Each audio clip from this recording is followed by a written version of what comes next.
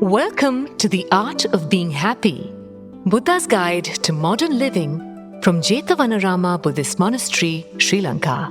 This intriguing talk series brings timeless Buddhist wisdom to help you navigate life's challenges through simple, practical insights. Each episode offers gentle guidance for finding peace and joy in everyday moments. Join us on this journey toward lasting happiness and inner peace. Brought to you by Sanathana Vani, the voice eternal. Think of the last time you lost something. Not your marbles. Think of the last time you lost something. Maybe a bunch of keys, maybe your spectacles, right? Maybe your wife, whatever. You lost something, right? No, not lost in that way, like, actually temporarily, okay? You lost something, right? And now you want it back. I remember when I lost my keys. That memory really stuck with me because I wanted my keys to go to a Dhamma talk, and without my keys, I couldn't get into my car, and that is why that memory stuck with me. But I've lost plenty of things, right? But that memory has really stuck with me. Think of a time where you really lost something that was dear to you, something that was precious to you, okay? Now, whatever you're thinking of, I'll give you one example and you can apply that into your own examples. When I lost my keys that day, I walked around the house looking for it. So, you look in the obvious places first. You look in the cupboards, you look in the drawers, you look on the desk, you look under the desk. And then after a while, you start looking in in between the sofa, under the sofa, in the fridge, just in case. You never know when or where it might end up. Then you look in the stove, you look in the oven, you look everywhere, right? So I was desperate. I was desperately looking for my keys. And then eventually, my wife brings the keys and says, here they are. So she'd found them under the car.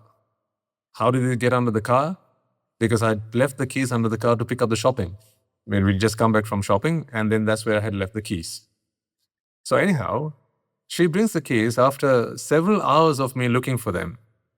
Now, in the first few moments, I was not so stressed. But what happens as time progresses, and you really need it, if you can't give up looking for it, what happens to your mind?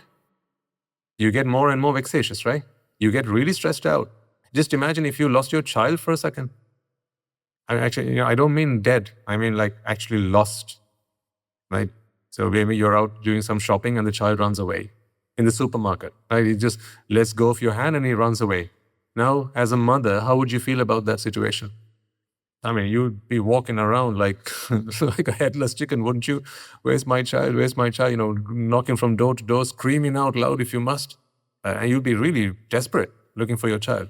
And the longer that passes, remember when, was it Madeleine McCann? The girl that was lost? Yeah, it became a thing all over the world. And everyone was looking for Madeleine. But of course, most of all, her parents were. Because when something's dear to you, when something is so precious to you and you lose it, you almost feel like, your life is lost and you need it back. Now, here's what happened when I found my keys. So my wife brought them back to me and then she showed them to me and go, here you go. I'd never been so happy to see my keys. Never in my life, not even the day I bought my car and held my keys in my hand for the first time, not even on that day was I so happy to see my keys. But on that day, when she showed me those keys, I was so happy. I was over the moon. But here's the deal. Those same keys, that bunch of keys, had I not seen them before? Had I not seen them on the table? Had I not seen them on the key hanger? Plenty of times. Why did it not make me so happy when I saw them all those times? But it sent me into a state of euphoria when I saw it after I had lost it. Why so? It's vexation. Now, my wife was asking me the other day, by other day, I don't mean yesterday, back then, right? So a few weeks after my birthday came up, and then she was saying, honey, I've never seen you happier than when I saw you, the look on your face when you saw those keys. So for your next birthday, I was thinking of maybe giving you a bunch of keys as a birthday gift. Would she be right to do so? She makes a point, doesn't she? But you know that it's not a valid point. Because you know that it was not the keys that made me happy. It was me longing for it. It was me vexing for it. So this is why the saying goes, absence, yes, makes the heart grow fonder. So if absence makes the heart grow fonder, then what must you do with all the things you like and you love? Yes. Come on, Pingatuni.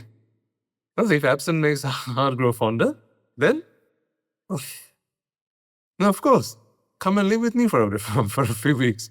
You'll be absent from all the things that makes your heart grow fonder. And then after you return home in about a year or two, right, you'll be delighted. Now you got to think, why does absence makes the heart grow fonder? It's because when the mind is vexed, the mind looks for release from vex. It looks for relief. So when you are relieved from that, would it not be flawed thinking if one were to think that the object of pleasure or the source of pleasure was the object? Don't you think it would be flawed thinking? Take the example of the keys again. If the keys were the source of my pleasure, would I not have had the same pleasure as I did on the day where my wife brought those keys back and said, honey, here you go? Would I not have had the same pleasure every time I saw those keys? I should have, shouldn't I? But did I? Certainly not. And that being the case, don't you think we have to come to a conclusion that pleasure was not in the keys, just as much as it is not in this flower? But you think this flower is beautiful. You think beauty is in the flower.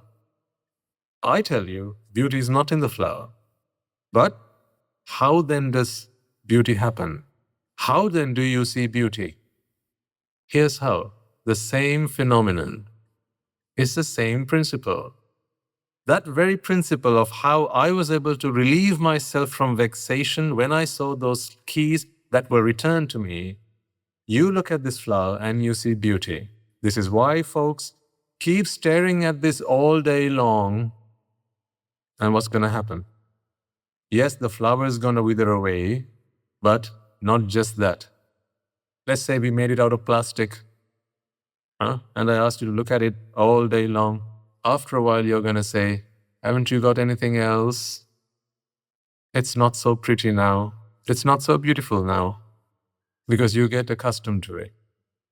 You familiarize yourself with it. Right? Contentment, right? This is what begins to happen.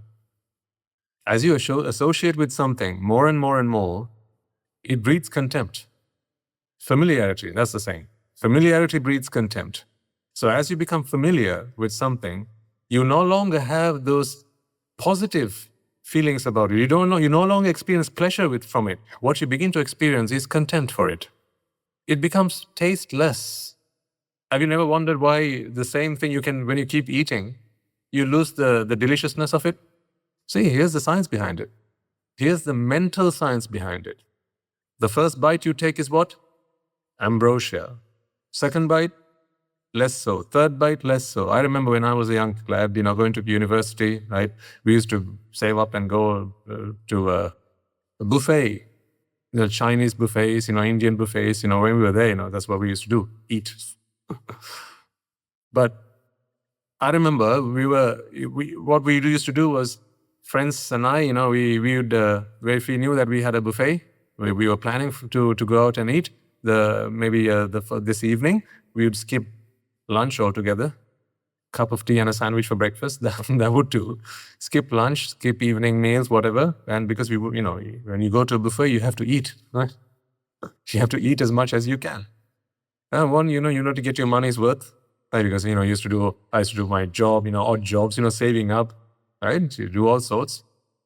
My parents wanted me to do that because they wanted me to have that experience of earning for myself from a young age. They wanted me to understand where money comes from. So although they could afford everything I wanted, they wanted me to experience that. So and in those countries, people get that experience, and I was fortunate to have that. So whatever money I had to go out and eat was money that I had earned for myself, And so when you spend that money, you want your money's worth. So we used to save up for that, and we used to skip those meals because once you go into the buffet, you can eat as much as you can. Now, once you walk into the restaurant and you see all these lovely dishes laid out, right, it's just like it's a cuisine galore, isn't it? Like you walk into a buffet, there's Chinese and Mongolian and Japanese and duck, right, and all sorts, right? 10 different types of rice, and 600 different types of noodles, right, and all sorts of different foods. So ice cream and what do we call it, the chocolate fountain, everything you could hope for and everything you could imagine. So we sat there, right, with a plate in hand, now expecting to eat to our heart's content. But unfortunately, only the first few mouthfuls were so delicious. I remember when I started stuffing myself, the first few mouths, they went in at the speed of light. One, I was hungry, and two, it tasted so delicious. But the third, fourth, fifth mouthful, by the time I was going for my second servings, not so. You've experienced this. When you eat something, although it's so delicious, that's why your home cooking is not so good. But, you have a visitor. Hey, mother makes a cake. She feeds it to her child, and the child says, "Thank you, Amma." But, you have a visitor, the child from next door. He comes around and you give her the same cake, and, he loves you for it. And then you say, "See, what's the point of cooking for you people? The child next door, they appreciate my cooking." No, the only thing is, familiarity breeds contempt. That's what's happening. Because the more you have something, the less the mind vexes for it. What I need you to understand, folks, is you're not experiencing pleasure in the object. You're experiencing a pleasure that comes through the relief from vexation. This is both physically and mentally true. We did this experiment when we first started doing these talks a few weeks ago, maybe a couple of months ago even, right? I asked you to bend your finger backwards, remember? Right? And the more you bend, the more it hurts. But the more you bend it and let go, the better you feel. Because if you only just tug it just a little bit and let go, you don't feel, there's no pain to relieve from. But if you pull it all the way back and hold it there until you can hold it no longer, and it becomes excruciatingly painful, now you let go and you experience such relief. It's like when you go do your shopping and you bring your shopping bags and you let it, let go of it, put it down or put it into your boot, right? After you've done all the shopping round and you go, it's a sigh of relief. On a hot day and you take a cool glass of water, it's very relieving. But on a cool day and you take a hot mug of tea, it's relieving. So don't you think that it is meaningless to attribute pleasure to the physical object? It's not the object that gives you pleasure then. It is your longing for it. So how again do you see beauty then?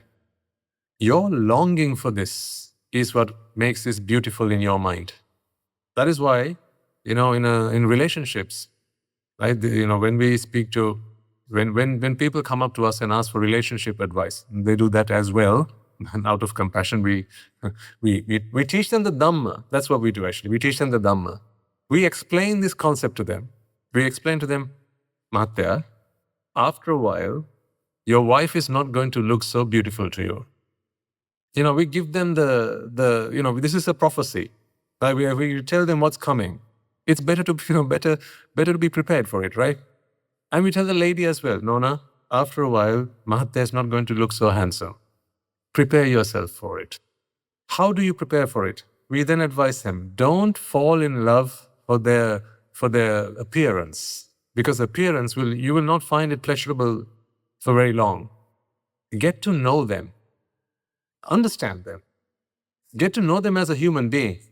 Get to know them, what they're like, what their temperament is like, what they are like as a human being. Get to familiarize yourself with their kindness, their gentleness, generosity, and things like that. Don't fall for the appearance, because the appearance, the luster of the appearance, will only last for a very short period of time. Why again? Familiarity breeds contempt. This is why, although in some relationships, folks, when sometimes you might see this, a lady in a relationship and you think, oh, she's so pretty. Why does a man, not look after her? Why is she neglected? How come, they can neglect someone so good looking? She's like a goddess. Yeah, to you, yes, because you've only just seen her. But ask the guy who lives with her every day. I'm not saying because of her weaknesses, not because of her flaws. She might actually be a goddess. In her behaviors, in her characteristics, she might actually be. But I'm talking about the looks.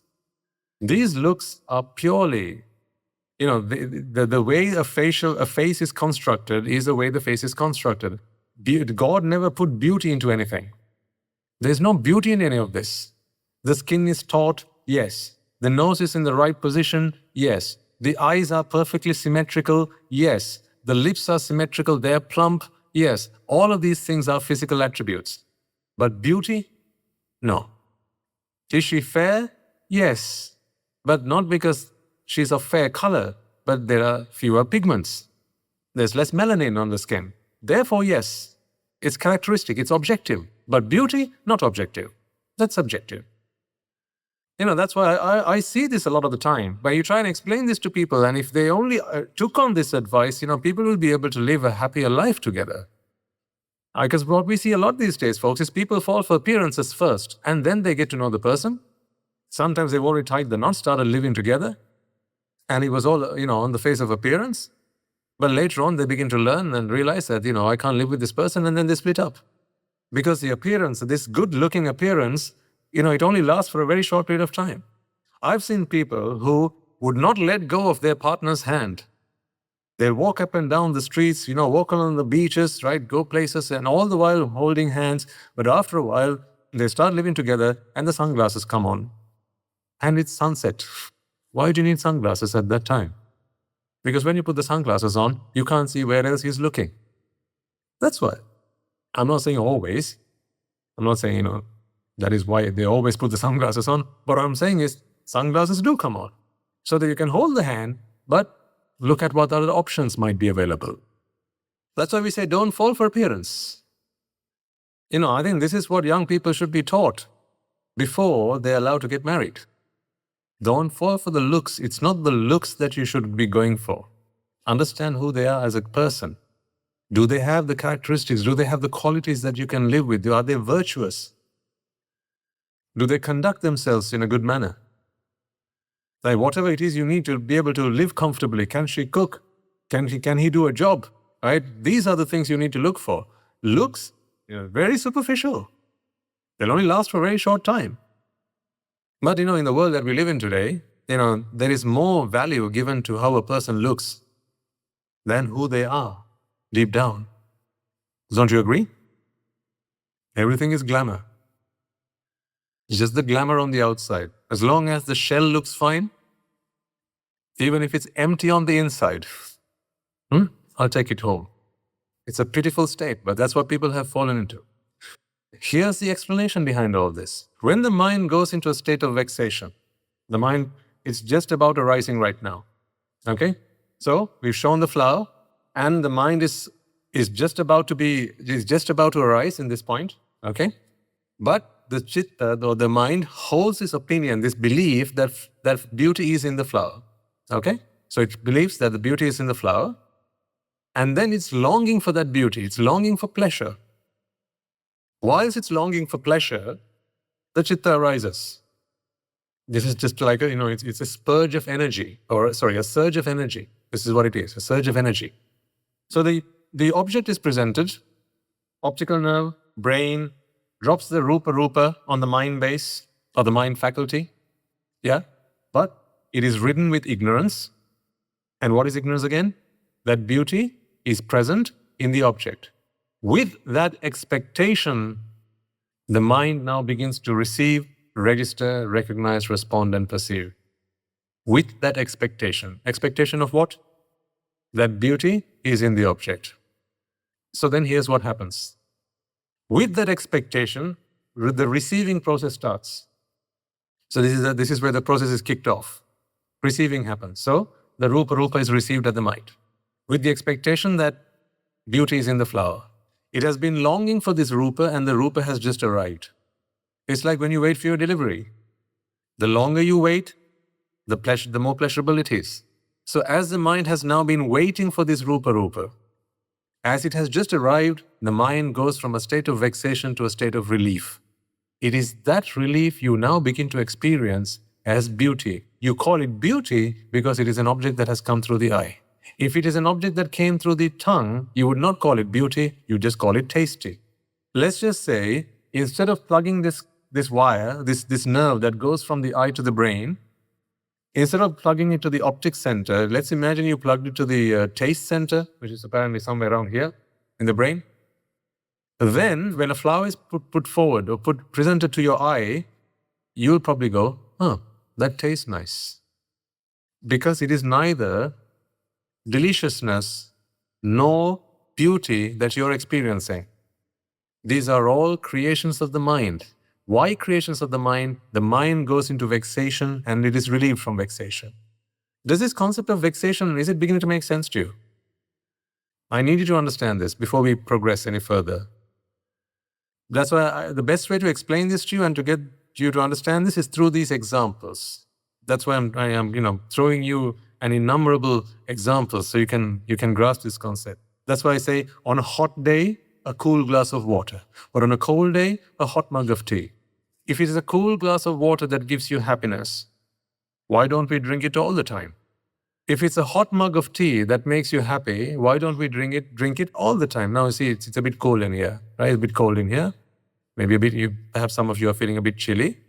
If we brought in some, say, soft drinks, chilled soft drinks, how many of you would be happy to indulge in one of those?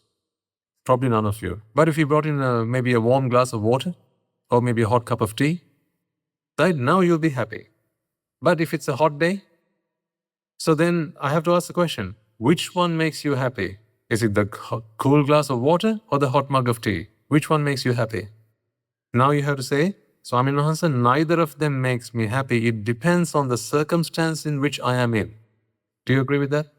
It depends on the circumstance in which you're in. If you are feeling hot, then the cool glass of water is your remedy. If you are feeling cold, then the hot mug of tea is your remedy. Neither of them inherently have happiness or pleasure in them, but they are both capable of giving you what you lack. So when this void that you have is filled, now you feel a sense of relief. And that is the sense of relief that you experience as pleasure. That is why we say pleasure is so overrated. But people fall for it, this stuff. If I said, like, this flower, if I could really convince you that this flower was so beautiful, and I can, all I have to do is indoctrinate you. I mean, you just think about why some people pay lots of money, like, for art. I mean, what is art after all? Just think about it. I've got nothing against artists or people who are collectors of art, right? You carry on doing what you have to do. That's fine. I just want you to think intelligently, because you all deserve to think intelligently. That is why I make this invitation. Think about art for a second. A few lines, straight lines, curved lines, shapes, right? Colors, a mix of colors, a blend of colors. If you just think about the colors themselves, what will you have? The colors of the rainbow. And some lines drawn in pencil. What makes that piece of art so expensive? What makes it so expensive? What is expensive about the art?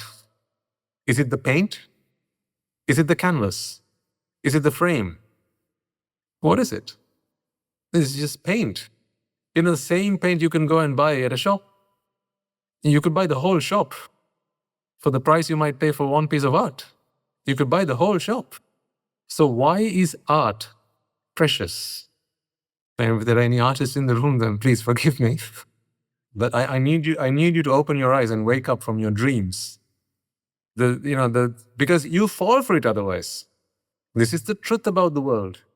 This is the truth about existence.